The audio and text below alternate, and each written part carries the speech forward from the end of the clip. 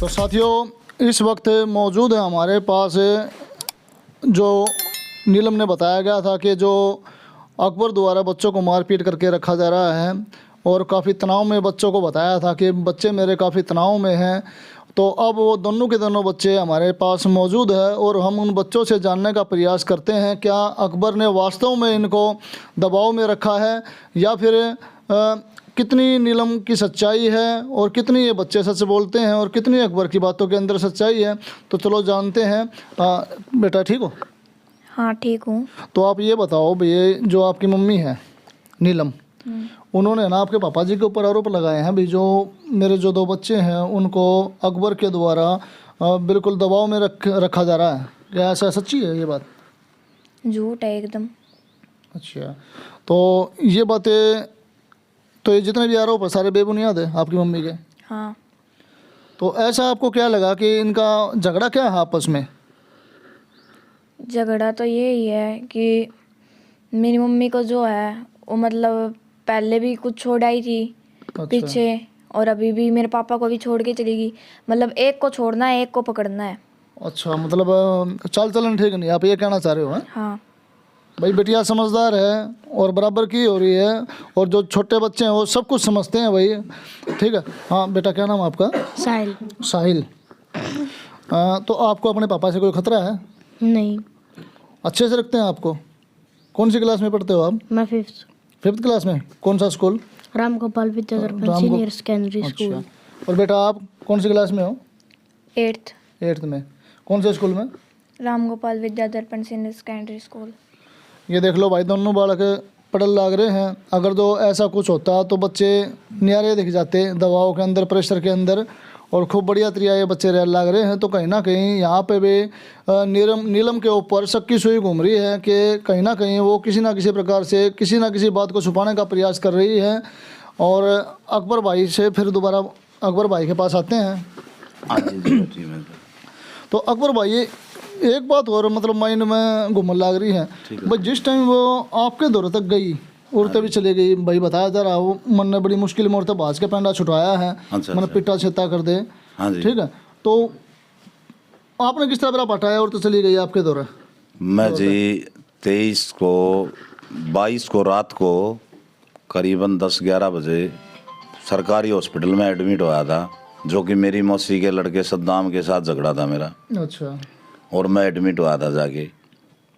तो जिस टाइम मैं आया तो उस टाइम मेरे को घर पे मिली ही नहीं, ना तो मैंने भगाया ना, और मैं तो घर पे ही नहीं था। मैं तो उस टाइम की मैं रिसीव भी दे सकता हूँ आपको, हॉस्पिटल में एडमिट था। फिर आपको कैसे पता चला भी आपको छोड़ के चली गई? वो कह रही है कि अकबर ने मेरे साथ मार पिटाई करी और उसके माँ ने उसके भाइयों ने मेरे को धक्के मार के निकाला, ऐसे आरोप आपके ऊपर है? ऐसा कोई भी कुछ भी नहीं है। ऐसा तो मान लो, देखो अपनी ज़बान से कुछ भी कह दे। वो तो ये भी करी है कि मेरी बेटी खुशबू की मान ले चौकी में एप्लीकेशन है, कौन सी है दिखाओ। अच्छा। बच्चों को वो नींद की गोलियां दे के खुद लेके गई। ये बच्चे रहे, आप इनसे वो पूछो भाई इनकी मम्मी कैसे लेके गई इनको। आपको कैसे लेके गई थी? लेके गई। तो आपकी मम्मी आपको कहाँ लेके गई थी बेटा? हमारी मम्मी हमको नींद की गोली खिला के और भी पता नहीं कहाँ पे लेके गई। जब हम मतलब सुबह मतलब आप पहले तो इस घर में सोए थे आप? हाँ। और आपके जब आप खुली जब आप कहाँ थे? जब हम पता नहीं एक कमरे में थे बंद। अच्छा, बंद कमरे में। आपको भी याद है बेटा कुछ उसके बारे में? हाँ। अच्छा, तो सोए तो आप इस घर में थे और जब आप जागे तो मतलब कोई और ही मतलब रूम आपको दिखाई दिया है। फिर आपने पूछा नहीं अपनी मम्मी से भैया मेरे को कहाँ लेके आए हो? पूछा था, फिर बताई नहीं। और कितने दिन रखा आपको वहाँ पे? रखा तो बहुत दिन था, बहुत टाइम तक। अभी तो फिर आप वापसी कैसे आए यहाँ पे? वापसी तो पहले तो जहाँ पे रहते थे पहले वहाँ पे, फिर हमारा जो मतलब खर्चा पानी वो ठीक से नहीं चल रहा था। फिर हम और कहीं गए और जहाँ पे फिर वहाँ पे वो मतलब काम वगैरह करने लगी तो वहाँ पे भी फिर अच्छा नहीं लगा। फिर हम वापस मतलब जहाँ पे एक मतलब पता नहीं वो किसके पास लेके गई, वहाँ पे लेके गई तो वहाँ पे फिर मतलब उसने उसको धक्के मार के निकाल दिया। लेकिन आपकी मम्मी को? हाँ। अच्छा। क्योंकि उसको भी उसके चाल चलन ठीक नहीं लगे। अच्छा। तो रात को ही घर से निकाल दिया, लेकिन उसको भी वो नींद की गोली खिला के और तब बाहर आई थी। आप अपना दोबारा यहाँ पे कैसे पहुँचे आप अपने पापा के पास? हाँ, फिर वो भिवानी लेके आई थी वहाँ से। अच्छा, मतलब शहर से ही बाहर थी? हाँ, शहर से ही बाहर गई थी पहले। तो फिर दोबारा हम एक बार अकबर जी के पास आ जाते हैं। तो अकबर भाई आपके पास बच्चे दोबारा किस तरह आए? सर मैं देखो बच्चों के लिए बहुत तड़प रहा था, बहुत रो रहा था। मैंने इनकी पोस्टिंग बहुत फ़ोन पे ऐसे ऐसे करी, बहुत की ऐसे ऐसे। मेरे तीन बच्चे, एक मेरी पत्नी है जिसके फ़ोटो उतार के मैंने बहुत सेंड किए सबके पास। मैं सोनीपत गया, पानीपत गया, क्योंकि ये पहले भी भाग के गई थी इन बच्चों को लेके। जो अब जिस लड़की जिसने साथ रख रखी है, इस लड़की को छोड़ के दोनों बच्चों को, खुशबू को और साहिल को लेके भागी थी पानीपत गुरुद्वारे में। अच्छा, पानीपत गुरुद्वारे में।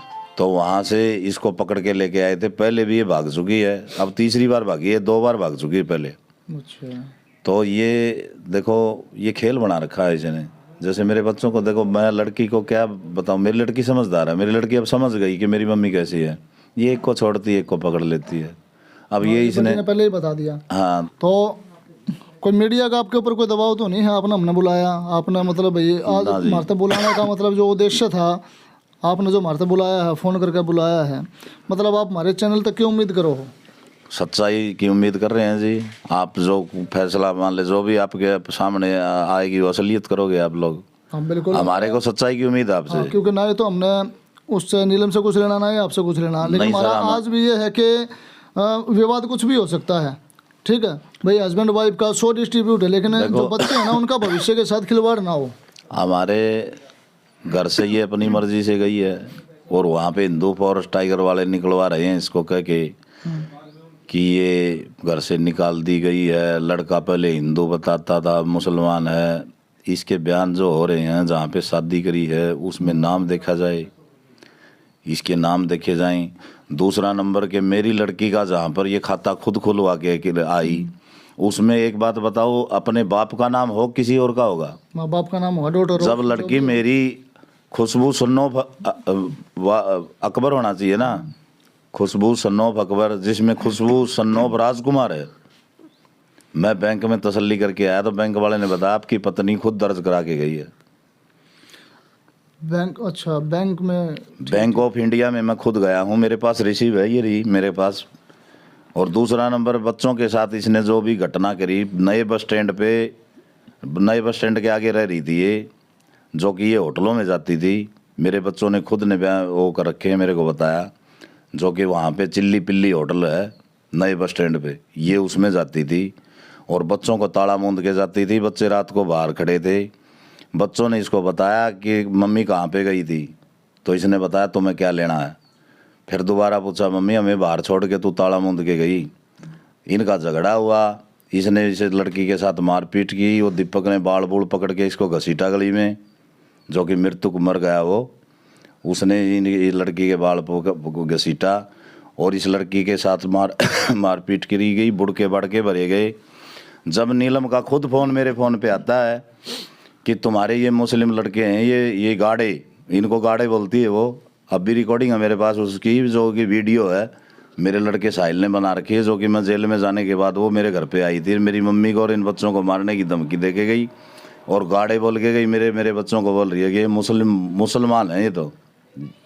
तो साथियों, आप सभी से गुजारिश है कि कभी भी आप ऐसा कोई मामला देखो तो उसको कृपया करके आप धार्मिक रंग चढ़ाने का प्रयास ना करें, क्योंकि देखिए ये फैमिली डिस्ट्रीब्यूट होते हैं। आप इसे पति पत्नी का झगड़ा कह सकते हैं, लेकिन इसको धार्मिक रूप कोई लफ्ज़ याद देना अच्छी बात नहीं है, क्योंकि दो धर्मों के बीच में झगड़ा करवाना, धर्म के नाम के ऊपर, किसी लव के नाम के ऊपर कोई जिहाद करवाना, ये कोई अच्छी बात नहीं है। तो आप लोगों से रिक्वेस्ट है कि आप ऐसे लोगों से बच कर रहें जो आपको उकसाते हैं और आपको भिड़ाने का काम करते हैं।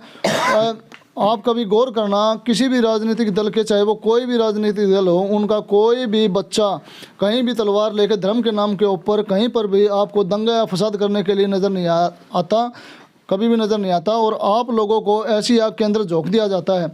तो इन बातों में कितनी सच्चाई है, इसकी पुष्टि भी आपको ही करनी है। तो साथियों, आप बने रहे हरियाणा बोल न्यूज़ के साथ। धन्यवाद।